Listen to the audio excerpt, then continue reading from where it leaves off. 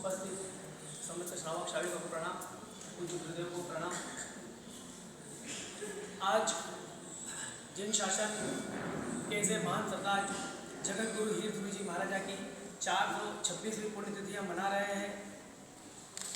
आज से 495 वर्ष पूर्व पालनपुर नगर में इनका जन्म हुआ था और इनका काल धर्म ऊना हजारा में हुआ था। आपके जीवन में 3 महान शालिका आई थी जिन्होंने आपका जीवन एक अलग टाइप से ही किया था, जिनमें एक चंपा शालिका, एक लाड़की बाई, एक जसबाई, इन 3 महान शालिकाओं ने आपका जीवन में बहुत मददगार साबित हुए हैं। आपने सबसे पहले गुरुदेव ने बताया चंपा शालिका के बारे में। उस समय आपको अकबर बादशाह ने फरमान भिजवाया था। उस समय प्रतंत्र काल था देश के अंदर। जो हम आज जो फ्रीडम जो आज़ादी जो मिली हुई है, ऐसी आज़ादी उस समय नहीं थी। गुरुदेव को फरमान आया, उस समय संघों में डर था कि हो सकता है कि हमारे गुरु भगवान को, ऐसे पुण्यशाली साधु भगवान को कहीं कुछ हादसा ना हो जाए। संघ में डर था, आकुल व्याकुल संघ था। लेकिन शासन देवी की कृपा से एक स्वप्न आया गुरुदेव को, जिन्होंने इस स्वप्न में माता ने बताया कि आप शासन की प्रभावना करेंगे। उसके बाद आपने एक साधु मंडली, 35 साधुओं की मंडली आगे भेजी, जिससे वो पूरी जासूसी करते थे कि अन्य शहरों में आगे क्या क्या हो रहा है। उसमें विमल हर्ष उपाध्याय अहम भूमिका निभा रहे थे और आगे के सूत्रों की जानकारी आगे देते थे। वैसे ही संघों को लगा कि अब बादशाह से खतरा नहीं है, तो गुजरात के सूबेदार उन्हें गुरुदेव को फरमान भेजा कि ऐसे ऐसे फरमान बहुत टाइम से हमारे पास आ रहे थे, लेकिन हमने किसी कारणवश से छिपा रखे थे। गुरुदेव ने तुरंत वहाँ से प्रस्थान किया, दिल्ली के अंदर पहुँचे। उस समय जिन शासन के इतिहास में सबसे बड़ा स्वर्णीय अवसर था, जब 6 लाख श्रावक श्राविकाओं ने उनको बताया था। उस समय जैनों की संख्या नहीं थी, फतेहपुर सिकरी में इतना जैन समाज नहीं था, लेकिन अजय जो 36वीं कौम गुरुदेव को लेने आई थी। गुरुदेव एक त्रिकोणीय राजनीति के केंद्र बिंदु थे। उनके जीवन में 3 महान ऐसी हस्तियां थी जो उनसे बहुत प्रभावित थी। जलालुद्दीन मोहम्मद अकबर बादशाह, जो गुरुदेव के क्षण क्षण में और हर पल की नजर रखता था और गुरुदेव से हमेशा पूछते थे, गुरुदेव ये करूँ या ना करूँ। उन्होंने शासन प्रभावना के लिए अनेक अनेक कार्य किए। पर्यूषण के लिए गुरुदेव ने बताया। वैसे अकबर बादशाह ने अपने जीवन में 6 महीने के लिए पूरे हिंदुस्तान में कत्ल खाने, बूचड़ खाने और व्यक्तिगत लोग अंडे, मांस, मच्छी का कोई व्यापार नहीं कर सकता था। उस समय हिंदुस्तान ये छोटा नहीं था। बांग्लादेश, ढाका, नेपाल, तिब्बत, शिलोन, इंडोनेशिया, ये अन्य जगह तक भारत फैला हुआ था। पूरे वर्ल्ड में, मतलब पूरे भारत में एक पट बजवाई थी, जिससे उस समय भगवान महावीर के शासन काल में श्रेणिक महाराजा परमात्मा महावीर के शासन में भी नहीं कर पाए। वो उस समय अकबर बादशाह के शासन में हीर गुरु जी महाराजा ने काम करवाया था। 6 महीने की कत्ल खाने बंद, उससे संपूर्ण भारत में एक अलग टाइप का था। इससे प्रसन्न होकर महाराणा प्रताप गुरुदेव की हमेशा प्रशंसा करते थे।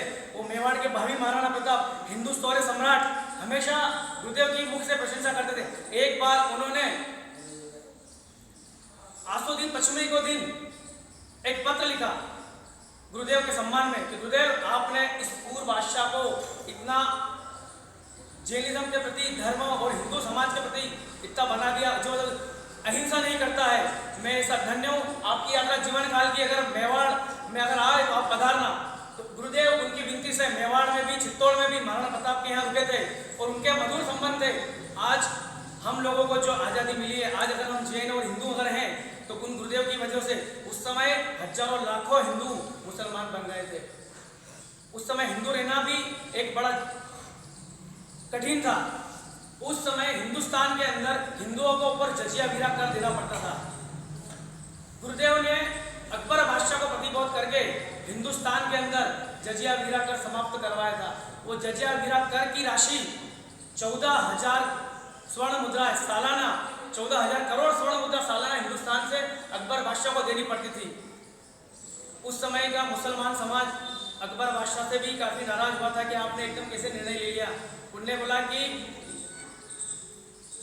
अगर इस्लाम को परचम फहराना है तो ये तो करना पड़ेगा। त्याग तो करना ही पड़ेगा, और त्याग मैंने हीर सूरी जी महाराज साहब से सीखा है। अबुल फजल अकबर आईने में भी अपनी बुक के अंदर बहुत अच्छे तरीके से बताता है कि हीर विजय सूरी जी के माध्यम से अकबर बादशाह जैन हो गया है। एक अफगानी यूएन से आए हुए पादरी ने भी अपनी पुस्तक में लिखा है कि मैं हिंदुस्तान के मैं क्रिश्चियन के लिए आया हुआ हूँ, क्रिश्चियन धर्म में पेनो नाम था उसका। उस समय पादरी ने बताया कि मैं क्रिश्चियन धर्म की स्थापना करने आया हूँ, लेकिन यहाँ पर ऐसा लगता नहीं है कि अकबर बादशाह मुझे इस बात की परमिशन देगा। वो पत्र आज भी यूक्रेन की लाइब्रेरी, सेंट्रल लाइब्रेरी में पत्र पढ़ा है। अकबर बादशाह के एक दत्तानी के अंदर एक बहुत बड़ा युद्ध हुआ था, जो हल्दी घाटी से भी बड़ा युद्ध था।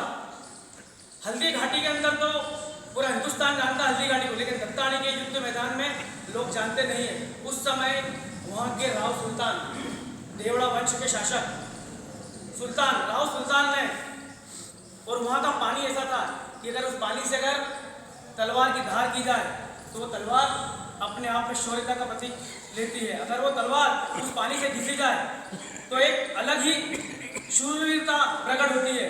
और देवड़ा राजवंश के शासकों ने वो दत्तानी के मैदान में मुगलों को धूल चटा दी थी, और कत्लेआम लहूलुहान पूरा दत्तानी का मैदान। उस समय हजारों लाखों लोगों को, उन राजपूतों की संख्या कम थी और अकबर बादशाह की तादाद इस कदर थी। उसके बाद भी उन राजपूतों ने, उसके अंदर शैन क्षत्रिय राजपूत भी थे, हमारे जैन क्षत्रिय राजपूत भी थे उसमें। उन्होंने उस समय गुरुदेव का विचरण वहीं से था, दत्तानी मुंदड़ा की ओर जब आए थे गुरुदेव ने जब देखा हजारों लाखों पशुओं की पुकार और मनुष्यों की जो हड्डियां और गीतों ने से नोच के खा रहे थे, तो गुरुदेव से देखा नहीं गया। गुरुदेव ने अंतर भावना से एक मुगल बादशाह को अपना पत्र लिखा कि मैं बड़ा दुखी हूँ, और ये जो आज जो नरसंहार हुआ है, मानवता का जो हनन हुआ है, ऐसा नहीं होना चाहिए। उस समय अकबर बादशाह ने पूरी ताकत लगा दी थी कि सिरोही का एक भी बच्चा नहीं बचना चाहिए, पूरे नाश्ते नाबूद कर दो सिरोही को, पूरी तादाद जितना भी असला बारूद जो भी चाहिए शस्त्र लेके जाओ।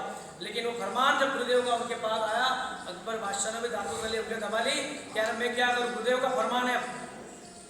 उस समय अकबर बादशाह वही निराश होकर बैठ गया। फिर एक पत्र फिर महाराणा प्रताप ने लिखा कि आप वाकई में गुरुदेव आपने हिंदुओं की रक्षा के लिए बहुत बड़ा काम किया है, और सकल हिंदू समाज आपके इस ऋण को कभी नहीं भूलेगा। एक बात का और घटनाक्रम याद आता है कि मुगल बादशाह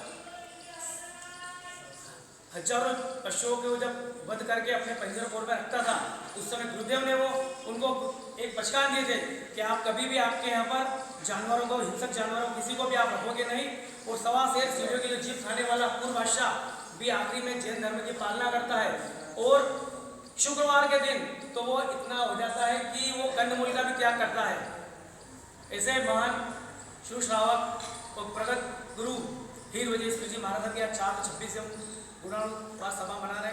आज ऐसे गुरुदेव को हम याद करते हैं, और हमारा भी गुरुदेव ने बताया ऐसे 3 आचार्य हुए हैं इस काल के अंदर, हीर सूरी जी महाराजा, हरिभद्र सूरी जी महाराजा, हेमचंद्राचार्य जी, जिन्होंने जिन शासन के लिए अनेक अनेक कार्य किए हैं। लेकिन हम अपनी जिन शासन जो हमको आज़ादी मिली है, हम उसको ऐसे ही मुफ्त में बांट रहे हैं, क्योंकि वो स्वतंत्र काल था।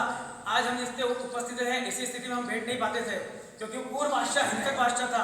उसको अगर कोई पता चल जाता कि अगर यहाँ जैन धर्म या किसी धर्म का काम हो रहा है, तो जबरदस्ती लोगों को उठाकर ले जाता। उस समय आज हमारी महिला माता बहना खुली आज़ादी से घूमती, उस समय महिला और पुरुषों को ऐसा घूमने की आज़ादी भी नहीं। अगर कोई महिला अपने मायके बियर गई तो उसको भी वो सुरक्षित रखते नहीं थे, और गुरुदेव ने उसके जीवन में भी धर्म बसाया। और गुरुदेव के 2 शिष्य ऐसे थे, भानुचंद और शांति चंद विजय जी, जो हमेशा गुरुदेव के 3 चतुर्मास अकबर के कहने पर आगरा के पास फतेहपुर सिकरी और आसपास किए थे, लेकिन हमेशा उनके साथ 2 साधुओं की नियुक्ति करती थी। वो 2 साधु हमेशा अकबर बादशाह को जैन धर्म का प्रेरणा देते थे। उनके बाद भी फिर अपने